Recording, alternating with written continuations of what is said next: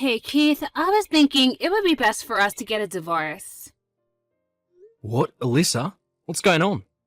You haven't been home for 2 nights and now this. What happened? What's with that attitude?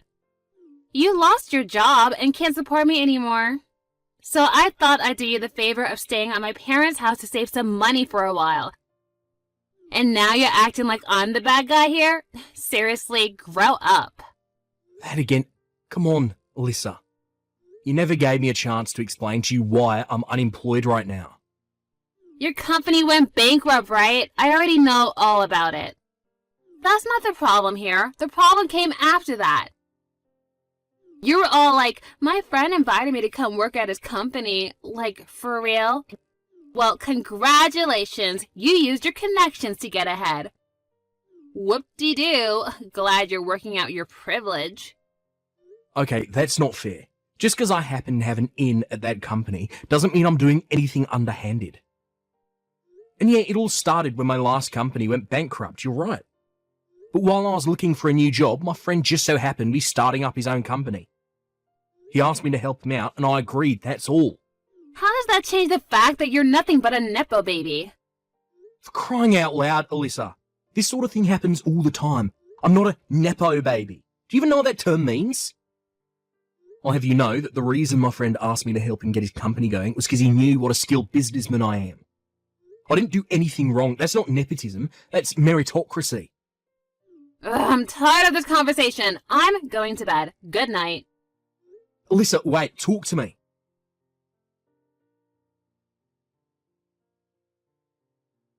Hey, Alyssa, you stopped by the house this afternoon, didn't you? I've been wanting to move my stuff out the house, so I thought I'd stop by on the day that I knew you had work. You moved your stuff out? Why? You still don't get it. Do I really need to spell it out for you? No, I've got no idea what this means. That thing you left on the living room table, I have absolutely no idea what it is or what it's for. Oh my god, you're so pathetic. Can't you tell by looking at it? I don't know, maybe this is the first time you've ever seen one of these in person. But it's not like you can read plain English.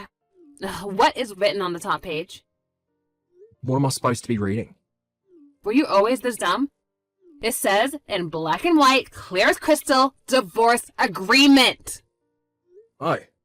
Look, I know you were always more of a numbers guy than a books guy, but you can read, right? You're not completely illiterate, are you? Anyone with a 5th grade education should be able to read that. So this is a divorce agreement? Yes, that's what I've been telling you. I already signed everywhere I needed to, so hurry up and sign it, then submit it to the courthouse, got it? I don't want to have to wait one more day to marry my new boyfriend. Send me the text once you finish everything and submitted it, and do it as soon as possible.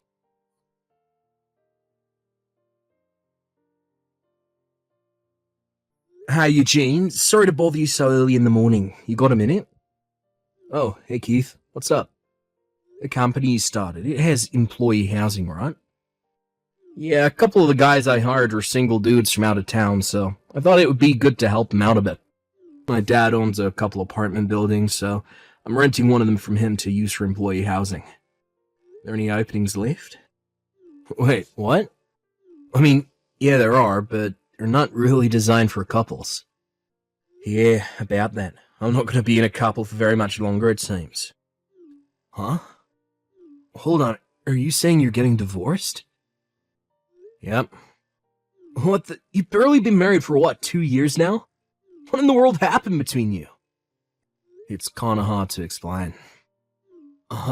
Is it about you losing your job after the last company went bankrupt? I guess that could cause some relationship strain. Well, it's not really the main cause, but you could say that it was the first domino in the chain. Did you tell her that I'm hiring you to work at my company? Maybe that would reassure her. Yeah, I did, and it actually just made matters worse. I'm very confused. Don't get me wrong, I definitely don't blame you. It's not your fault at all. She said that because you're my friend, that me getting hired into your company makes me a Nepo baby. A Nepo baby. As far as I'm concerned, you're the most qualified person for the job I can think of. That's why I hired you. Yeah, I know that. And I'm incredibly grateful. I'm excited about it too. This is going to be a really challenging and rewarding position for me. Okay, well, it makes me feel a lot better to hear you say that. You're going to be making a decent amount more than you were at your old job, so I don't see any reason for your wife to be anything but ecstatic. I'm sorry I had to drag you into my personal affairs. I just thought that you deserved to find out sooner rather than later. I don't know what her problem is with getting hired through connections, but she was really ticked off when I told her. And that bizarre prejudice of hers is the sole reason our relationship has turned to complete chaos these last few days. Sorry to hear about that, man. But come to find out, there's actually a much bigger issue at play. Yeah? What is it? Well, yesterday, I found out that my wife actually has a totally unrelated reason for being so ridiculous about getting hired into your company. Go on. She's seeing another guy. What? Seriously? I'm pretty sure, yeah. I'm betting she thought if she divorced me while I'm unemployed, she could get a better share of the assets during our divorce proceedings. However, you inviting me over to your company threw a wrench into her plans, since it meant that I'd be getting a new and better job a lot sooner than she had planned on. So she's just doing the whole "you're a nepo baby" act to buy time. If she can either delay me joining your company or get the plan nixed altogether, all the better for her, right? Yeah, that would make sense. I suppose the next step for you is to get a lawyer and talk about the divorce with him. Or maybe you should look into your wife's boyfriend. You could hire a private detective to look into him so you can really sock it to your wife in court. Actually, I can skip that step. I've already figured out who her boyfriend is. His name, where he lives, everything. Wow, really? That was fast. I bet that most guys in a position like mine would be pretty depressed about the situation, blame themselves and just in general have a pretty negative outlook on life. But honestly, noticing the critical clue that Alyssa left for me has actually made this pretty interesting for me. She was careless in a rush to divorce me, and now it's my turn to get back at her. Of course, I'll still get a private detective so I can get some hard evidence to use in court. Well, I'm not really sure I understand the situation, but I'm glad you're having fun, I guess. Anyway, for the time being, I should go ahead and get a room for you ready in the company apartment, right? Yeah, I'd really appreciate you taking care of that for me. Gotcha. Let me know if there's anything I can do to help. If I need anything, you'll be the first person I'll call.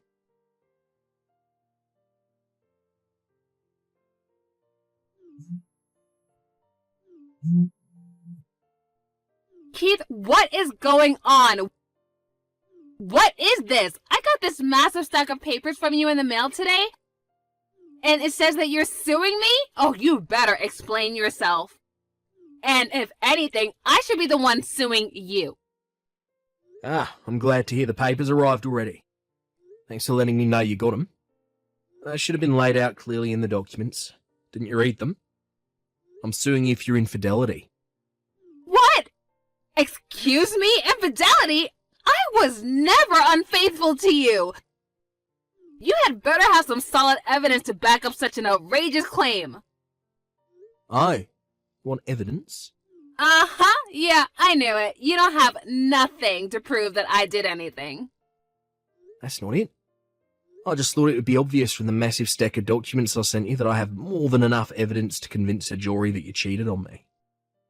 Well then, show me the evidence! Either put up or shut up! Okay, fine. Scroll up. Scroll up? What do you mean? I guess you really didn't realise it, huh? Like I said, scroll up in this chat window to the day you moved all your stuff out the house and read your messages again. Alright. You were the one who told me about your boyfriend. Hold on a second.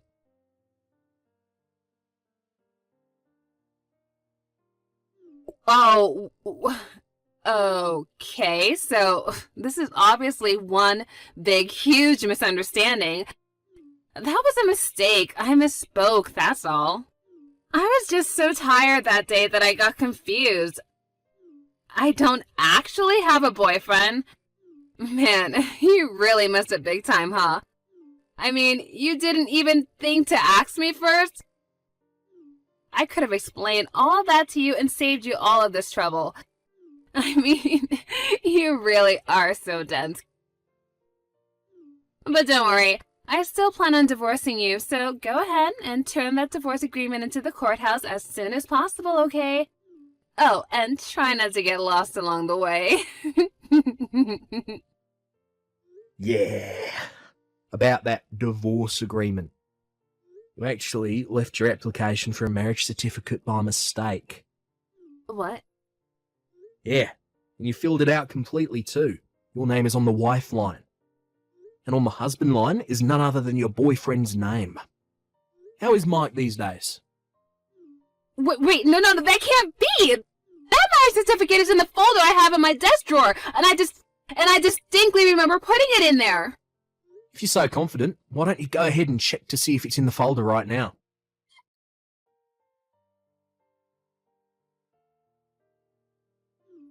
It's not there!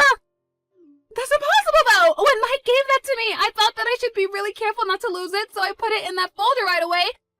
And the folder I left at our house was the one with the divorce agreement in it. Yeah, I had a feeling you switched the folders by accident. But seriously, this all happened 2 weeks ago, and you still hadn't noticed? Ah, I see. So you were so afraid about losing it that you missed your chance to notice it was gone before it's too late. Mike's the guy that was hitting on you about a year ago, wasn't he? You still seeing him? No, give me back the marriage certificate application! How about this? I'll trade you the marriage thing for your divorce agreement.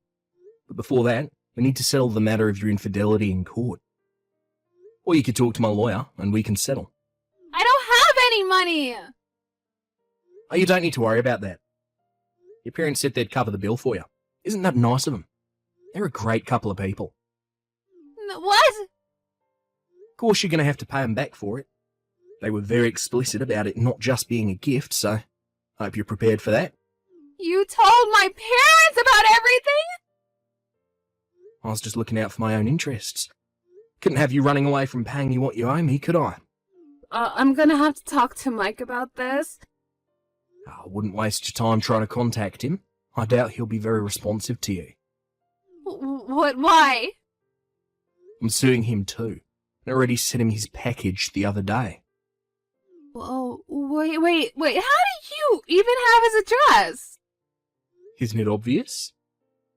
It was written on your marriage certificate application. Oh yeah, I forgot. Coincidentally, Mike's parents are going to be paying his settlement to me just like yours are for you. They've taken away his phone and sent him to his uncle's company to work off the debt. I asked them what business his uncle was in, and they said, you're better off not knowing. They did say they were sure he'd be whipped into shape in no time, whether he likes it or not, so good news, I guess. Oh no, I really screwed up. Oh, you can say that again. From now on, all of our communications will take place through my lawyer. You can give the divorce agreement you mixed up with your marriage certificate application to him. We'll talk more about the terms of our divorce after my lawsuit against you for infidelity is taken care of. Well, after thinking it over, maybe we can work things out between us, Not happening. Goodbye. Wait, hold on, Keith, wait! I changed my mind! I don't want to get a divorce anymore! Keith, please!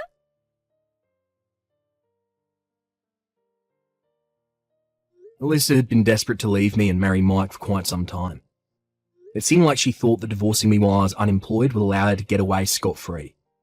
But after she blew up her own plan with one of the biggest switch-ups I've ever seen, combined with learning that she would never be able to see her dear Mike ever again, she hit rock bottom. She tried confronting me at the house that we used to live in together, but unfortunately for her, I'd already moved out. I'd already moved into the employee housing for Eugene's company by that time. Knowing she would never get a chance to speak to me again either, she fell even further into a depression. She snapped out of that pretty quickly. Her parents came along to collect on her debt. She's now stuck doing office work at a nearby company during the day and doing janitorial work at the same company during the night. According to her parents, as soon as she pays off every last cent that she owes them, they're kicking her out of the house and cutting her out of their lives. They've already got a lawyer working on writing her out of their will.